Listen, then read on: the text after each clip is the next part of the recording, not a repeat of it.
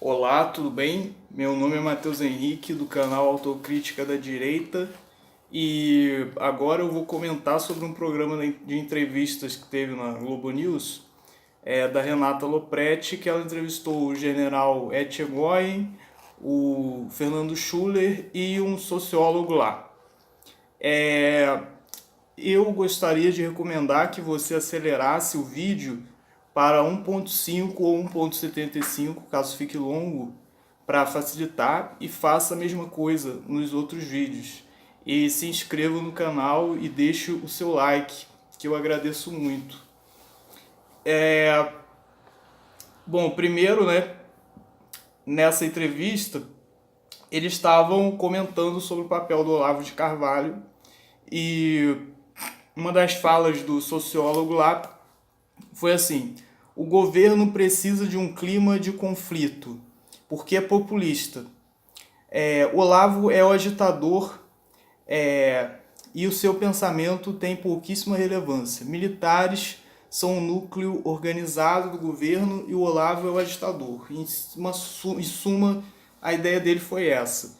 E isso aqui eu queria frisar que é muita ou ignorância ou desonestidade intelectual dele dizer que o pensamento do Olavo teve pouca relevância, porque o pensamento do Olavo tem total relevância. Como eu já explico sistematicamente, em quase todos os vídeos, todas as revoluções políticas, elas primeiro acontecem na esfera intelectual.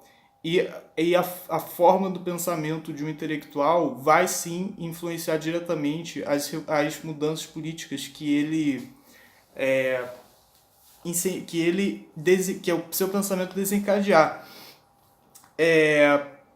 Então isso aqui foi só realmente uma difamação barata do Olavo. Como de costume, não citaram uma linha do pensamento dele. Depois, o general, uma fala do... Não sei, eu acho que continua sendo a fala desse sociólogo aí. Não, acho que foi do Fernando Schuller dessa vez. Ou continua, acho que continua sendo sociólogo, mas enfim.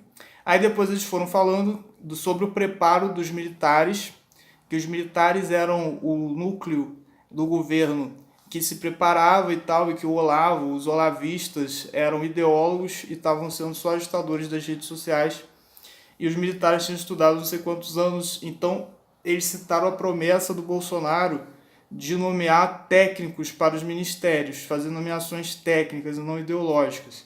Isso aí se relaciona com o fato do Bolsonaro, talvez inconscientemente, reproduzir o discurso positivista dos militares, que desprezava o discurso em relação a valores morais como mera ideologia.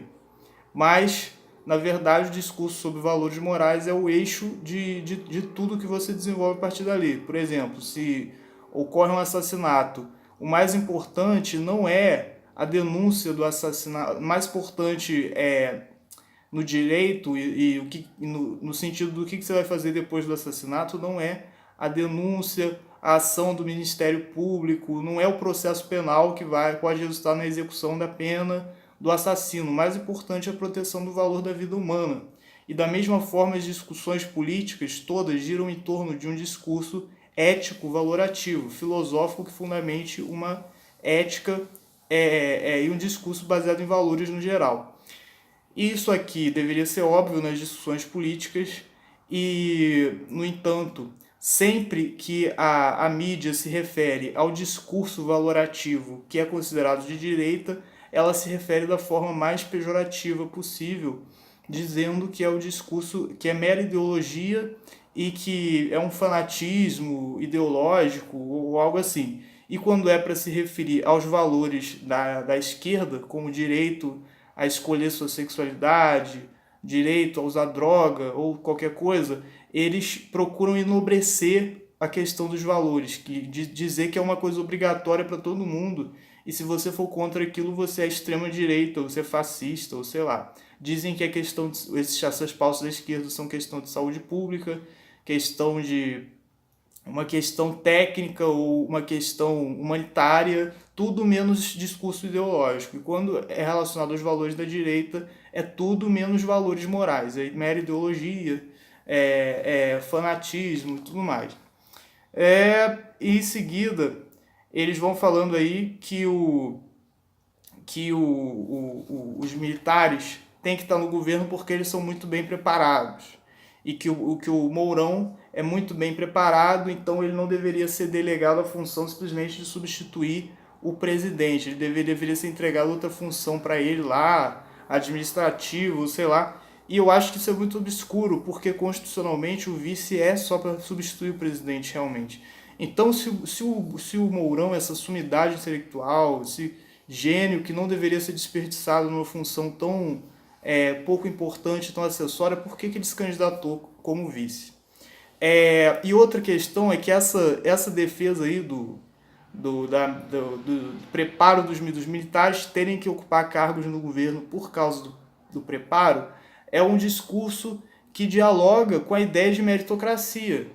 Isso aí é interessante porque a mesma esquerda, a mesma mídia que celebrou a eleição do Lula como representante do povo e desprezava, vamos dizer, o currículo, entre aspas, dos candidatos, que mostrava que alguém representando o povo, sem estudos, sem faculdade, poderia ser presidente, isso era maravilhoso. Agora, são a mesma pessoa que levanta a bandeira da democracia. Isso é uma coisa patética, da meritocracia, aliás, isso é uma coisa patética. Então, se os militares têm que estar ali porque eles são preparados, então você está sendo meritocrático. Então, você dizendo que o Bolsonaro não é preparado e quem é preparado é o Mourão, então você está defendendo que o Mourão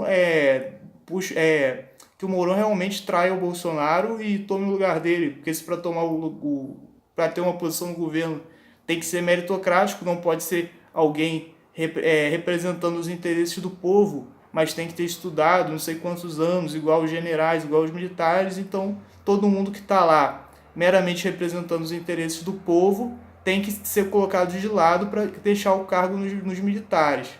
E em seguida, isso torna mais perigoso ainda quando você leva em consideração a declaração do Mourão de que deveria ser feita uma nova Constituição elaborada por notáveis. Aí quem que são esses notáveis na visão do Mourão? Provavelmente são generais, né? Já que eles são essa sumidade intelectual que todo mundo fala e que os colegas do Mourão falam, provavelmente seriam os generais. E é aí que mora o perigo. E depois eu vou falar mais disso em relação a quem é a maior ameaça à democracia, se é o Mourão ou se é o Bolsonaro. Depois, eles elogiam muito o Mourão, e que eu acho muito estranho o sociólogo, que no começo ele parecia que ia ser mais imparcial, mas depois ele mostrou abertamente de esquerda, nas declarações dele. Muito estranho um cara de esquerda elogiar tanto o militar. A esquerda não odiava os militares, não denunciava que eles eram torturadores e tal. Por que agora está essa puxação de saco? E foi realmente uma puxação de saco com o Mourão, dizendo que ele era muito preparado, uma sumidade intelectual e tudo mais.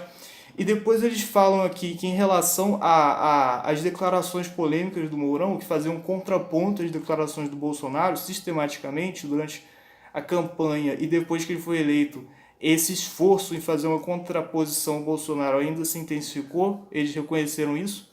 E aqui eles dizem que é para mostrar que existe uma alternativa aos eventuais erros e excessos, vamos dizer, do governo Bolsonaro. Ou seja, mais ou menos seria o Mourão deixando claro para os racionais aí do Brasil, né, ao contrário do bando de imbecis que elegeu o Bolsonaro, na visão deles, ele estava deixando claro, olha gente, vocês que têm cérebro aí, podem ficar tranquilos, porque eu não vou deixar esse imbecil fazer aquilo que ele quiser, não. Eu estou ali de olho e eu estou como representante do bom senso, para qualquer coisa que o Bolsonaro faça de cagada, eu vou lá e vou consertar, porque eu sou um cara sensato, assim como vocês.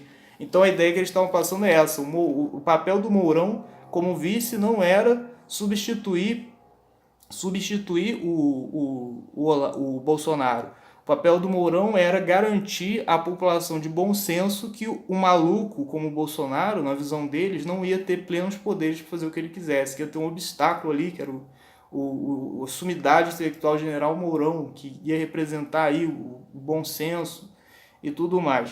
E eu achei estranho porque logo depois eles falam que acusar o Mourão de traição é um absurdo. E eu acho que até o general Etchegóin que fala que a pior coisa para a democracia é acusar o Mourão de traição. Então, o cara desmente sistematicamente tudo que o presidente fala. E eles próprios, os próprios analistas, reconhecem que ele está querendo se mostrar como uma alternativa ao presidente. Caso, olha, tem esse maluco aí, infelizmente, mas eu estou aqui como alternativa.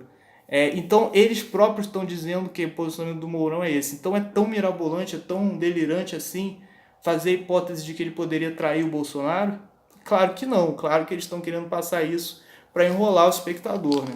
E aqui depois ele fala até que a função do Mourão seria fazer a ponte do governo com uma ala de mais bom senso. E é bem fácil ter mais bom senso que os radicais do Olavo de Carvalho, ou seja, o pensamento do Olavo de Carvalho, a teoria dos quatro discursos, que pode mudar toda a interpretação da obra do Aristóteles na filosofia mundial, a teoria do conhecimento por presença, que pode mudar a visão epistemológica da filosofia mundial, a teoria do Olavo de crítica social do Brasil, a análise histórica dos fenômenos, a teoria do intuicionismo, o resgate, a interpretação que ele fez da obra do Mário Ferreira dos Santos. Tudo isso aqui não vale nada. Ele é um mero agitador das redes sociais que é feito ali para manter os radicais apoiando o Bolsonaro, porque ele é um governo apelativo para os populistas que precisa de radicais. O que eles falaram foi basicamente isso, que atestou ignorância em relação à obra do Olavo, a importância histórica do Olavo e desonestidade intelectual. E em seguida, né, vem as falas aí do outro lá, Fernando Schuller e do Etchegóin. E aí a jornalista fala que tem duas visões sobre o Mourão. Uma que é o conspirador e outra que é o apaziguador.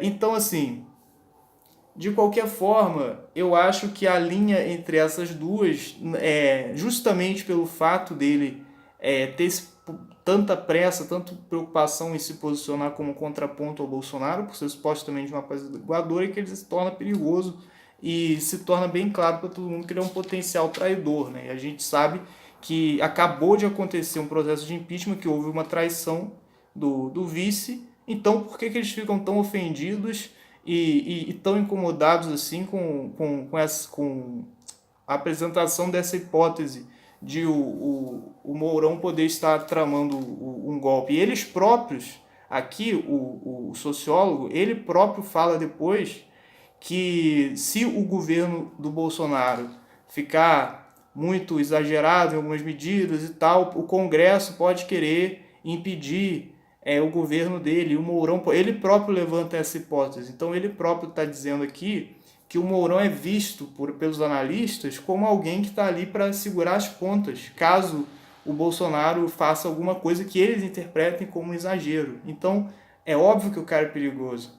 E em seguida, as falas do tal do general Etchegóin aqui, a primeira coisa foi que a Renata Lopretti perguntou sobre a fala dele no programa do Bial, dizendo que é mais perigoso do que divertido zombar do Mourão. E aí que tá. Aí depois, quando ele foi explicar isso, ele falou mais manso ali, deu um tom apaziguador, tranquilo, dizendo que a grande preocupação dele era a intolerância nas discussões, dizendo que quando alguém discorda de outra pessoa, então a pessoa já é considerada traidora, já é apontado o dedo e tudo mais. Mas acontece que o problema, obviamente, não foi a discordância. O problema foi as atitudes do Mourão de não ter explicitado, em primeiro lugar, não ter explicitado suas discordâncias antes de ser eleito, como, por exemplo, em relação ao aborto, em relação à embaixada. E o problema não é a discordância em si, até porque não houve um debate, vamos dizer, do Mourão e do Olavo, dizendo, olha, eu acredito nisso, você acredita nisso, vamos trocar ideias. O que houve foram atitudes do Mourão que criaram um contexto e que colocou sob suspeita o papel dele como vice, que é uma coisa totalmente justificável. Então, além disso, depois ele vai explicando aqui sobre a declaração dele do Olavo, de que na verdade ele disse que é perigoso, dele em relação ao Olavo, né, que foi uma indireta, que disse que na verdade é perigoso zombar do Mourão. Quem era a pessoa que estava zombando do Mourão nessa época? Só o Olavo de Carvalho. Então ele está sendo cínico, se ele quiser dizer que não era do Olavo de Carvalho que ele estava falando. Então, essa declaração é mais perigoso do que divertido zombar do Mourão. Ele diz que é porque o Mourão é uma pessoa que estudou para estar ali, uma pessoa muito preparada, um grande intelectual, etc. Então, para você discutir com o Mourão, no mínimo, você tem que estudar o tanto quanto ele estudou. Então aí você chega numa situação ridícula que você diz que o Olavo de Carvalho tem que estudar para discutir com a sumidade intelectual que é o General Mourão. Então você fala, não, o Olavo de Carvalho, o cara que passou a vida toda, sei lá, mais de 60 anos aí estudando pra caramba, e o Mourão, que é até criticado, foi criticado pelo Ciro, foi desprezado e tal, que ele foi um cara que foi promovido por causa da novo sistema lá de promoções lá da hierarquia do exército, que ele não tem mérito. No mínimo é um cara que não publicou nenhum livro relevante para a história do pensamento mundial. Acho que nenhum livro, né, se é que ele publicou alguma coisa, não foi nem chega nem aos pés da relevância do trabalho do Olavo, que foi um trabalho que causou uma revolução política. Então dizer que o problema é o problema é ele não ter estudado o suficiente para discutir com o Mourão, uma coisa uma distorção monstruosa da situação ali que estava acontecendo. Isso é uma coisa muito esquisita, que levanta suspeitas sobre a atitude do Etchegoyen. E eu não quero aqui fazer uma acusação, uma afirmação definitiva do que eu acredite que ele tenha pretendido dizer com essa afirmação. O que eu quero fazer é o seguinte, uma coisa que eu acredito que na democracia todos têm o direito de fazer, é levar em conta os fatos que são apresentados e fazer uma interpretação daqueles fatos, levantando hipóteses. E essa forma de levantar hipóteses em si não necessariamente se configura numa acusação. Ela é só uma tentativa de interpretação do que está acontecendo. E levando em conta essas declarações do Etchegoyen, de que é perigoso zombar do Mourão, e levando em consideração que é extremamente improvável que o fato tenha sido realmente pelo fato de ser uma sumidade intelectual, uma grande inteligência, e que o Olavo de Carvalho que obteve o Einstein Visa, que é o direito de morar nos Estados Unidos, que é concedido apenas para gênios, que têm contribuições notáveis para as suas áreas de conhecimento, ele teria que estudar para falar com o Mourão, que até onde a gente sabe, pelo que a gente vê nas entrevistas, é uma nulidade intelectual, que o único mérito intelectual do Mourão é ser elogiado pelos colegas, que os colegas puxam o saco dele. Esse é o mérito intelectual do Mourão. Então, até onde a gente vê, isso aí está muito esquisito. Não deve ter sido isso realmente, o motivo. Então, o Olavo publicou uma postagem aqui, respondendo o Etchegoyen, falando para o Etchegoyen pare de fazer insinuações obscuras é coisa de dondocas, tudo mais, fale diretamente qual que é o perigo de zombar do Mourão. Aí falando, o que vocês vão fazer? Me matar, me prender, me bater? Ou isso é um crime de ameaça que você está fazendo? Então o Olavo vai querendo tirar satisfação. Como assim é perigoso? O que você está querendo dizer? E o Etchegoyen, né, se mostrou nessa entrevista uma pessoa extremamente pacífica, extremamente calma, pelo próprio tom de voz dele, que ele fala assim, não sei o que e tal. Uma pessoa extremamente calma, que quer apaziguar o país, preocupado com a intolerância, a violência do discurso. Então entra em cena o seguinte frase, né, do Olavo, que assim, quando uma pessoa fala gritando, desesperada, que 2 mais 2 é 4, e uma pessoa fala com a maior calma do mundo que 2 mais 2 é 5, é capaz das pessoas acreditarem que 2 mais 2 é 5, porque a pessoa que falou foi calma. Então a gente não deve se deixar enganar pelas aparências. Então, levantando as hipóteses aí, considerando que é muito esquisita essa ameaça do Etchegoyen, isso leva você a pensar em duas possibilidades. Uma é que ele não sabia realmente o que ele estava falando, dizendo que era perigoso, que ele tentou fazer uma ameaça ali, mas se atrapalhou, e depois quis desmentir e tal, mas que ele não levava muito a sério aquilo, e realmente ele é um cara tranquilo, bem intencionado, que quer ver o bem do Brasil e tudo mais, e cometeu uma atrapalhada. E a outra interpretação é que ele está inserido numa tradição aí dos militares que o fato de alguns militares terem inclinação a ter esse tipo de atitude torna completamente justas as campanhas da esquerda contra a ditadura e contra a tortura e contra a própria corporação do exército por muito tempo, acusando eles da culpa pelas torturas que aconteceram na ditadura militar. Que é uma coisa que eu acho que tem até uma... Eu até apoiei os movimentos de esquerda, por incrível que pareça, contra a ditadura, contra inclusive a medida do Bolsonaro de divulgar um vídeo defendendo a intervenção de 64 e tudo mais. Eu até apoio as medidas da esquerda falando contra a tortura e tortura nunca mais, ditadura nunca mais, porque isso é uma garantia, eu acho positivo que a direita democrática, que tenha um discurso de valores baseados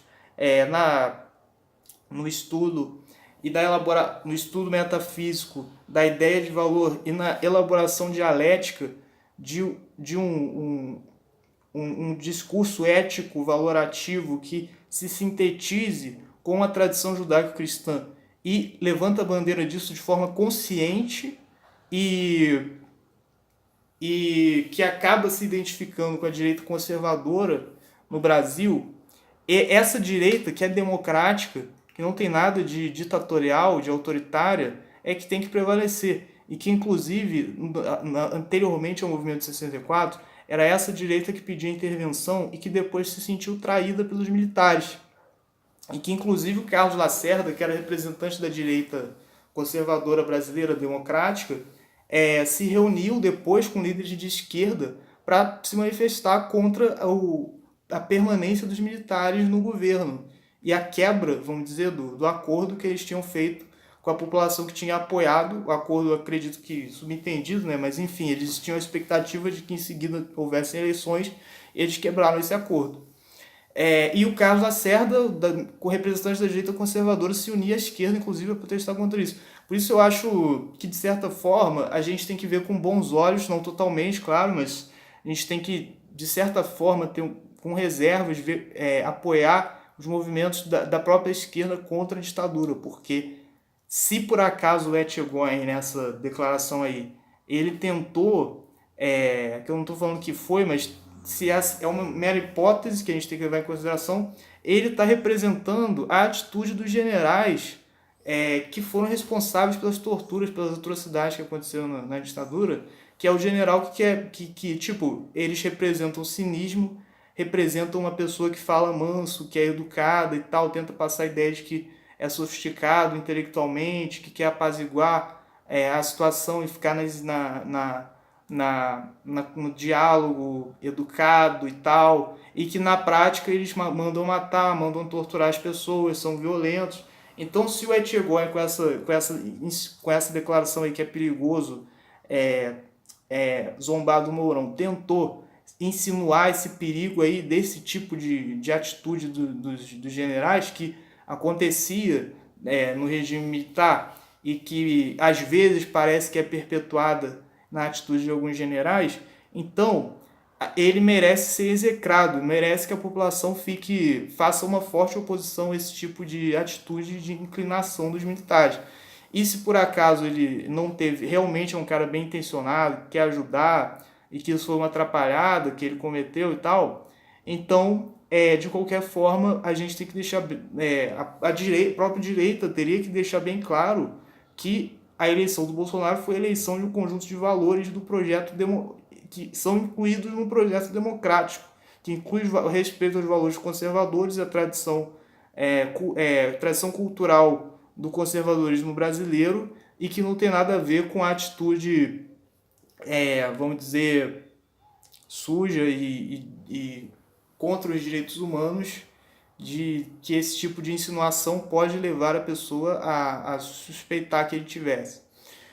Então, Depois, o próprio Etchegóin fala que o povo brasileiro é conservador, mas não é de direita nem esquerda, e que se fosse um candidato de esquerda representando os valores aqui é, é, que o Bolsonaro representou, podia ser eleito. Então aqui eu acho que ele põe em prática o que o Olavo fala da mentalidade de alguns generais, que é o neutralismo, que não, você não pode ser anticomunista porque você tem que ser neutro, tem que estar acima das ideologias e tal. Então ele até provavelmente nessa declaração tentou se mostrar tentou se mostrar adepto desse neutralismo e acima das ideologias, ou seja, eu poderia até votar no esquerdista se ele representasse determinados valores, porque eu sou neutro e tal. Mas acontece o seguinte, é que quando ele fala que a população brasileira é conservadora e votou no cara a favor dos valores conservadores, ele está automaticamente falando que a população é de direita, porque não tem como você sintetizar esses valores em outra classificação que não seja de direita. Por exemplo, o pensamento da população em relação à criminalidade, que é uma ânsia por leis mais duras e pela punição dos criminosos. Não tem como você conciliar isso com o discurso da esquerda.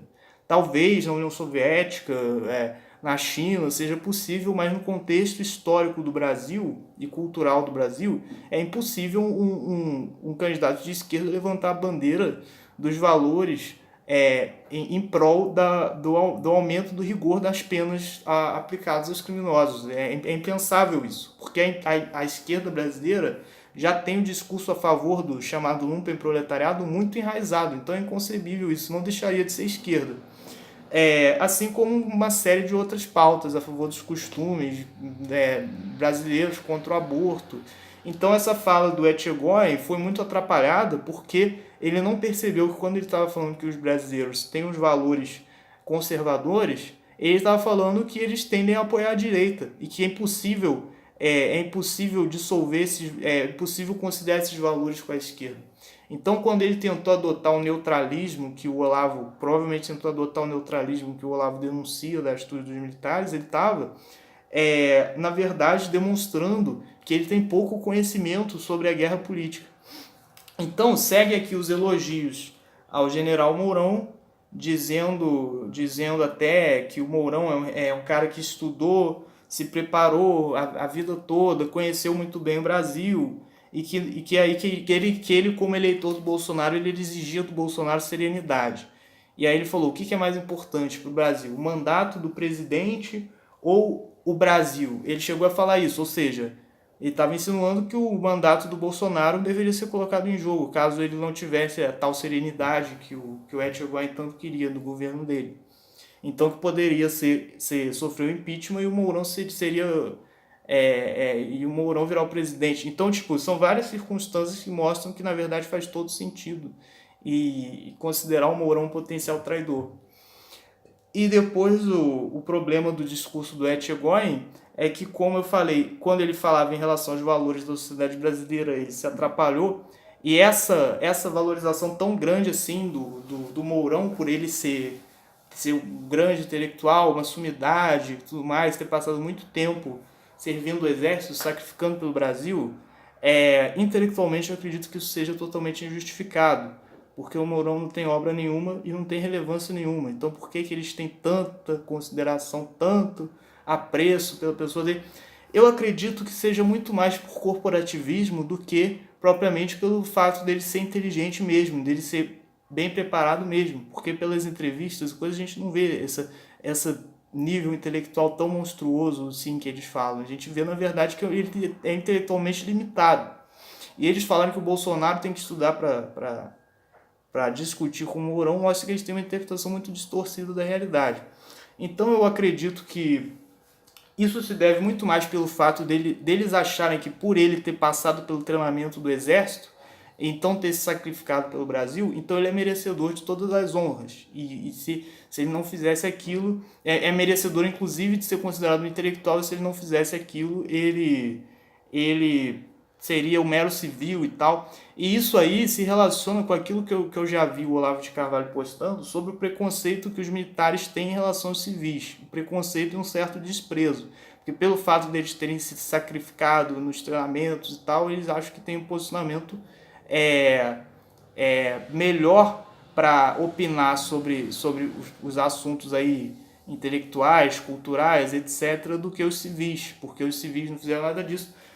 E isso aí tem várias implicações simbólicas, que simbolismo antigo já falava da implicância da casta militar com a casta intelectual, porque na visão dos militares, os intelectuais são os caras que não fazem nada, ficam dando opinião, e eles que se sacrificam e tal, então eles que deveriam ter a opinião mais respeitada. Mas acontece o seguinte, aqui na esfera intelectual, a autoridade que existe é a autoridade da demonstração e da elaboração dialética ou lógica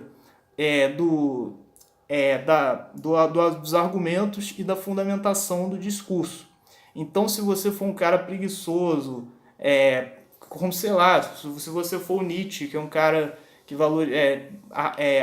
com viés artístico e tudo mais, e que não faz nada, e que pretende viver só apreciando obras de artes e tal, mas você for um cara que tenha muita capacidade intelectual, sua obra vai ser mais importante sim do que se você for um cara que se sacrifica pelo país, faz de tudo pelo país e tal, mas não tem a capacidade para fazer aquilo. Isso se relaciona também com o fato de que todos os países têm pessoas que se sacrificam por eles. Então você não pode fazer uma relação do mérito da pessoa pelo sacrifício com os méritos intelectuais. Então eu estou aqui levantando hipóteses para pensar por que os generais, pelo menos essa geração que está aí, tem tanta resistência em aceitar a importância do Olavo de Carvalho e se integrar com a tradição filosófica brasileira, que na verdade seria a atitude mais inteligente para eles fazerem, porque o Exército Brasileiro tem virtudes e o Olavo de Carvalho sempre exaltou as virtudes do Exército Brasileiro. Então, eles poderiam simplesmente substituir a tradição positivista pela influência do Olavo de Carvalho e do Mário Ferreira dos Santos, do padre lá dos Anjos, do Vicente Ferreira da Silva, e ter uma tradição que levasse em conta o discurso ético, valorativo, baseado nos grandes pensadores brasileiros. Então, por que eles têm tanto preconceito e tanta antipatia pelo Olavo e não levam em consideração isso? Provavelmente por algum preconceito dessa ordem, por eles acharem que eles têm mais autoridade que os civis. E acontece que isso é uma tensão interna da direita, porque tanto os entusiastas do regime militar, os fãs do exército, quanto a direita que estudava a filosofia do Olavo de Carvalho e tal, foram muito importantes para a eleição do Bolsonaro. Então deveriam ser grupos que tivessem um diálogo construtivo e que se integrassem, mais ou menos, para formar o mesmo esquema pelo bem do país. E não é isso que está acontecendo. E sempre quem sai como culpado é o Olavo de Carvalho e os seguidores dele, que são os radicais, os malucos, e os militares nunca saem como culpados, são as pessoas sensatas, bem intencionadas e tal, que a mídia agora, artificialmente,